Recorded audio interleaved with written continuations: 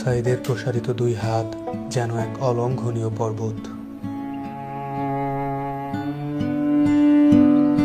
কোনো বর্গীর সাধ্য নেই যেটা অতিক্রম করে বাংলাদেশের মানুষকে স্পর্শ করতে পারে।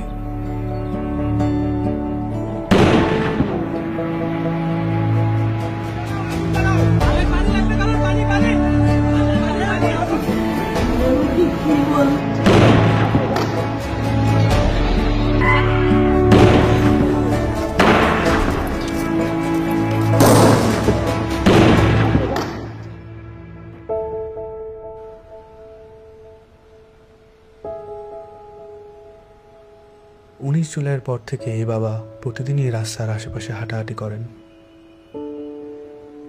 কখনো আবার নির্বাক দাঁড়িয়ে থাকেন। উনি সামনের দিকে তাকিয়ে থাকেন, কিন্তু আসলে কোনো দিকেই তাকান না।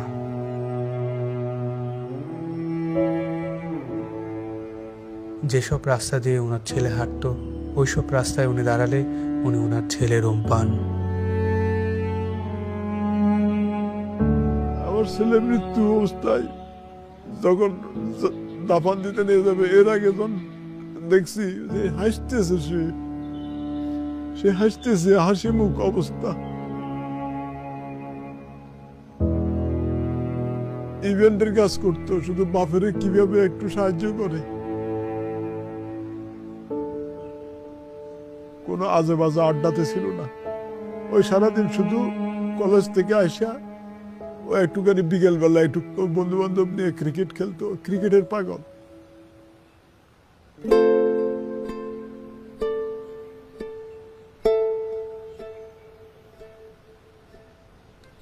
যে আমার পায়ের পাতা আছে এরকম একটা অনুভূতি হতো, কিন্তু আমি যখন হাত দিতাম তখন থেকে আমার পায়ের পাতা নেই, এরকম একটা প্রচুর অনুভূতি হতো। আমি অনেক কান্না করতাম। এই ব্যথার চেয়ে আমার ওই অনুভূতিগুলো আমার বেশি হতো, যে আমার পা আছে, আমি যখন হাত দিই তখন থেকে আমার পা নাই।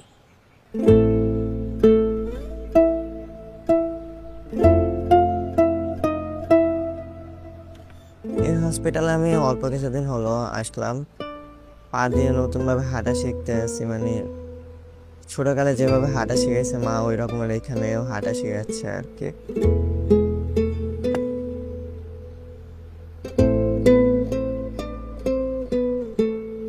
একটি প্রতিবন্ধী কিশোর, 7 বছরের বাচ্চা, ল্যাংড়া মানুষ যদি সংগ্রামে নামতে পারে, তাহলে আমি কেন বসে থাকবো ঘরে?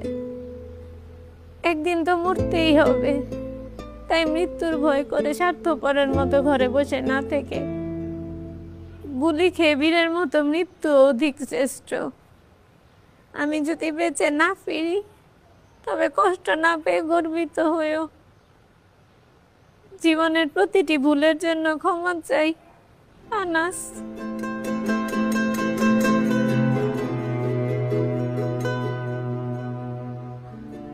আমার সন্তানের বুকে গুলি লাগছে, আর ছিদ্রটা হয়েছে আমার কলিজায়। আল্লাহ পাক যতদিন আমাকে হায়াত দিছে, আমি এই হাহাকার নিয়ে বেঁচে থাকবো।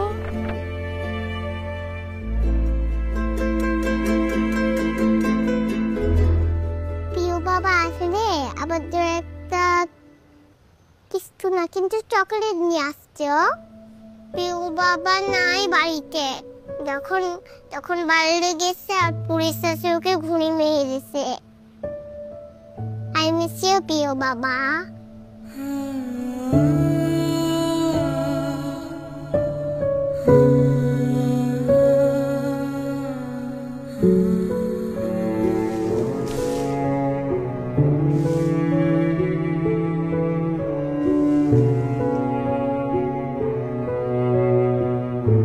এখন যে চেম্বারের মধ্যে বক্তব্য দিছিল যে আমরা কোনো সরকার বিরোধী আন্দোলন নয়, আমরা নিজের অধিকার আদায়ের জন্য বলে বলা করার পরে কমিল বড়ুয়া ওই ছাত্রলীগের লিডার আসছিল, তাই সেই গলা চিপি ধরছিল, গালমুখত থাপড় মারছে। এখন ওই জন্যই ওর জেদ ধরে শহীদ হলো কি এখন ওটার ব্যাখ্যাটা আর আমি জানি না।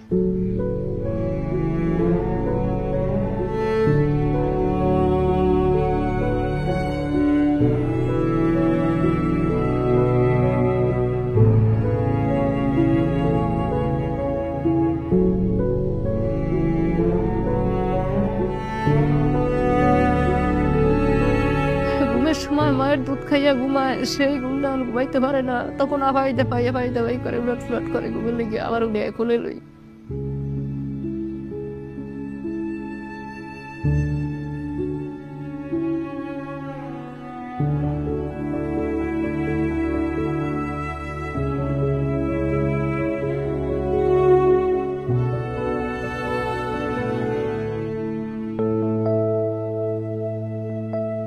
এখানে এসে যখন দেখি যে এখানে সবসময় ভাইয়া পড়াশোনা করতো, এই বিছানাতে থাকতো, এখন যখন দেখি ও নাই তখন একটা শূন্যতা কাজ করে মনের মধ্যে।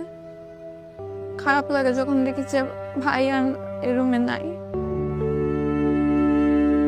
এই ছবিটা 18 জুলাই আমার আন্টি নাজিয়া খান ফেসবুকে পোস্ট করেছিল।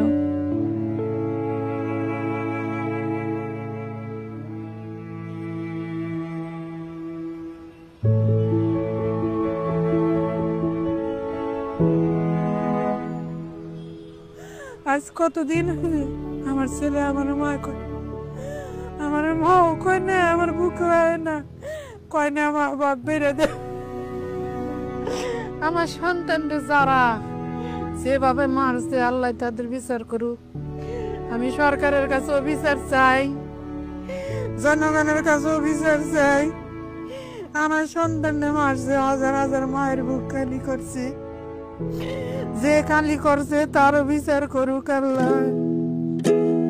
কতটা তুমি হারালে বন্ধু, কেঁদেছে অন্তর, জানো না তুমি হারাবার ব্যথা, জানে পলাশির প্রান্ত।